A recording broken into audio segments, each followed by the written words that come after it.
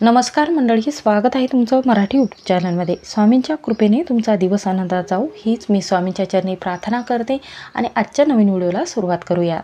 आज आहे 4 जून, वार आहे मंगळवार। या दिवशी आलेला आहे भ्रूणप्रदोष। भ्रूणप्रदोष हे शिवशंकरांना समर्पित असते।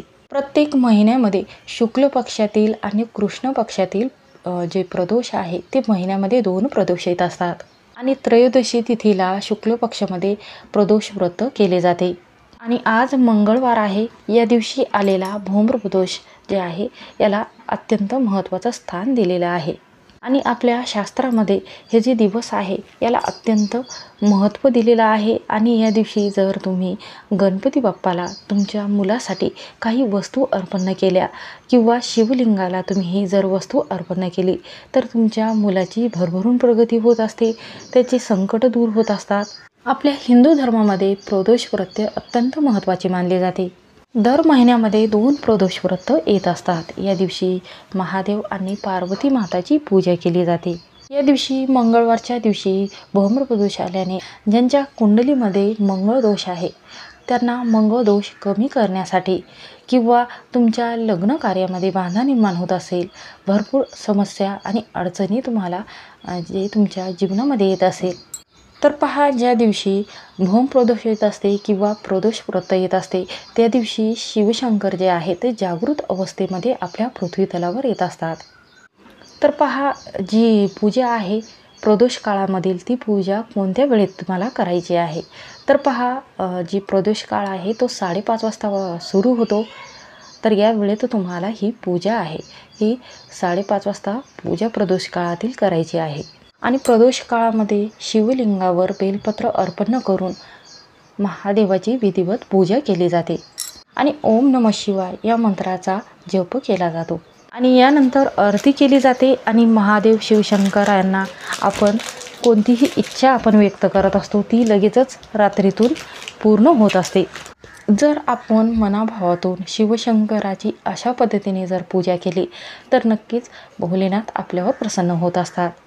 आपल्या जीवनामध्ये सुखाचे आणि प्रगतीचे मार्ग जे आहे ते खुले होत असतात। जीवनातील सर्व दुःख नाहीसे होतात। त्यामुळे आपल्याला शिवलिंगावर अशा 5 लवंग अर्पण करायच्या आहेत। तर लवंग अर्पण कशा करायच्या आहेत चला तर जाणून घेऊया। व्हिडिओमध्ये नवीन असाल तर सबस्क्राईब करायला विसरू नका। असेच नवनवीन व्हिडिओ बघण्यासाठी बेल आयकॉनला प्रेस करा।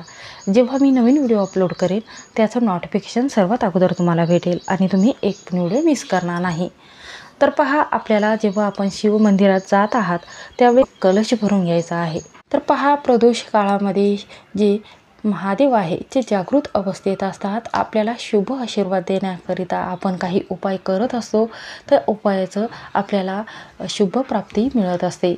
तुमच्या घरामध्ये वादविवाद होत असेल, मुलाची चांगली ठिकाणी नोकरी लागत नसेल किंवा मुलांसाठी जर तुम्ही गणपती बाप्पाला या दिवशी काही वस्तू अर्पण केल्या किंवा यांची विधिवत पूजा केली तर भोलेनाथ तुमच्यावर प्रसन्न होत असतात आणि तुमच्या मुलाची जी बुद्धी आहे ती तरळ चालायला लागते आणि घरामध्ये जे वादविवाद आहे पती पत्नीमध्ये ते कमी होऊन तुमच्या घरामध्ये धन ऐश्वर्य यामध्ये नेहमी बरकत होत असते।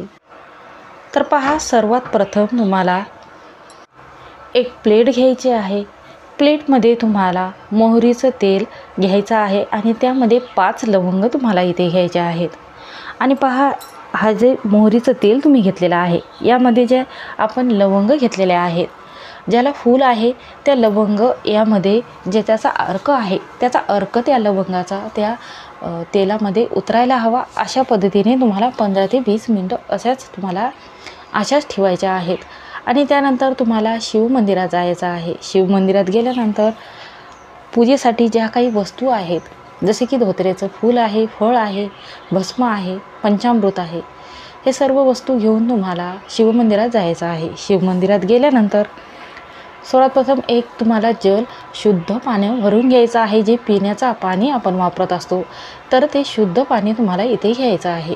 तर पहा, तुम्ही पाणी घेत असताना शुद्ध पिण्याचं पाणी इथे वापर करायचा आहे। असं पाणी तुम्हाला घ्यायचं आहे आणि यामध्ये तुम्हाला जे फळांचे किंवा फुलांचे जे पानं आहे तर त्याचे तुम्हाला 5 पाने यामध्ये टाकायचे आहेत आणि यामध्ये चुकूनही तुम्हाला तुळशीचं जे पान आहे ते टाकू नका. कारण तुळशी माता फक्त श्रीहरी विष्णूंच्या पूजेमध्ये अर्पण केली जाते आणि गणपती बाप्पाच्या पूजेमध्ये अर्पण केली जाते, पण शिवलिंगाला अर्पण केली जात नाही किंवा शिवपूजेमध्ये तुळशीचं पान जे आहे ते अर्पण केले जात नाही. तर पहा पानं कोणते घ्यायचे आहे. तर पहा बेलाचं पान तुम्हाला इथे घ्यायचं आहे, शमीपत्र घ्यायचं आहे. तर पहा मोगऱ्याचे फूल जे आहे ते पांढऱ्या रंगाचे असतात, तर त्याची पानं तुम्हाला इथे घ्यायची आहे. जास्वंदाची पानं तुम्हाला इथे घ्यायची आहेत. असे 5 प्रकारचे तुम्हाला इथे पान घ्यायचे आहे. यामध्ये जी नकारात्मकता दूर करत असते ते काळे तीळ करत असतात. तर इथे काळे तीळ तुम्हाला चिमूटभर पाण्यामध्ये टाकायचे आहेत आणि शिवमंदिरात तुम्हाला हे वस्तू घेऊन जायच्या आहेत. सर्वात प्रथम तुम्हाला जे बेलपत्र तुम्ही सोबत घेतलेलं आहे 108 घेऊ शकता किंवा 5 तुम्ही घेऊ शकता. त्यानंतर तुम्हाला उत्तर दिशेला उभे राहायचे आहे. त्यानंतर शिवलिंगाला तुम्ही जल घेतलेलं आहे ते जल अर्पण करायचं आहे. अर्पण करत असताना श्री शिवाय नमस्तुभ्यम हा मंत्र म्हणायचा आहे आणि जे मोहरीचं तेल आणि जे लवंग तुम्ही 5 घेतलेले आहेत तर ते तुम्हाला शिवलिंगाला अर्पण करायचे आहेत. आणि त्यानंतर पंचामृत अर्पण करायचं आहे, परत जल अर्पण करायचं आहे आणि जे बेलपत्र तुम्ही घेतलेले आहे ते उलटे तुम्हाला बेलपत्र अर्पण करत ओम नमः शिवाय, ओम नमः शिवाय असं कलशामध्ये जे पाणी घेतलेलं आहे त्यामध्ये बुडवून तुम्हाला शिवलिंगावर अर्पण करायचं आहे. आणि त्यानंतर जेव्हा तुम्ही पूजा करत असतात तर सर्वात प्रथम तुम्हाला जो दिवा घेतलेला आहे, तुम्ही तुपाचा घेतलेला आहे किंवा तेलाचा घेतलेला आहे किंवा मोहरीचा तेलाचा घेतलेला आहे, सर्वात प्रथम तो दिवा तुम्हाला तिथे लावायचा आहे. त्यानंतर पूजेला सुरुवात करायची आहे. तर पहा कोणतीही पूजा आपण करत असतो त्यावेळेस जी पूजा करत असतो तर सर्वात प्रथम दिवा लावला जातो. दिव्यानं देवाची पूजा केली जाते. दिवा हा प्रकाशाचं जे आपल्या घरामध्ये संकट आलेलं असेल किंवा विघ्न आलेलं असेल तर सर्वात प्रथम दिवा ते संकट दूर करत असते. त्यामुळे तुम्हाला दिवा प्रज्वलित करूनच देवाची पूजा करायची आहे. हा जेव्हा प्रदोष काळामध्ये मंदिरामध्ये दिवसभर जे दिवे आहेत ते दिवे चालू ठेवत असतात किंवा आपण जाऊन 5 दिवे, एक पिंपळाच्या झाडाखाली आणि एक तुम्हाला बेलाच्या झाडाखाली दिवा लावायचा आहे आणि नंतर तुम्हाला एक प्रदक्षिणा मारायची आहेत. आणि त्यानंतर पहा तुमच्या मनातील जी काही इच्छा आहे, नोकरीबद्दल असेल किंवा तुमच्या घरामध्ये भरपूर कर्ज झालेलं असेल, पती पत्नीमध्ये वाद निर्माण होत असेल, घरामध्ये एखादी आजारी व्यक्ती असेल तर तुम्ही प्रदोष काळामध्ये ही जर रोज पूजा प्रदोष काळामध्ये किंवा सोमवारच्या दिवशी ही जर अशा पद्धतीने पूजा केली तर नक्कीच भोलेनाथ प्रसन्न होत असतात. त्याचबरोबर या दिवशी धोत्र्याचे जे फळ आहे किंवा फूल आहे ते आवर्जून अर्पण करावे, ज्यामुळे जे भोलेनाथ आहे ते तुमच्यावर प्रसन्न होऊन तुम्हाला भरभरून आशीर्वाद प्राप्त करून देतील.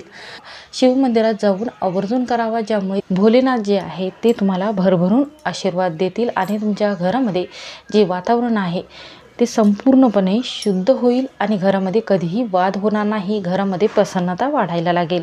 असा हा उपाय प्रदोष काळामध्ये संध्याकाळी तुम्ही नक्की करून पहा. श्री स्वामी समर्थ. व्हिडिओ आवडला असेल तर स्किप न करता शेवटपर्यंत नक्की पहा.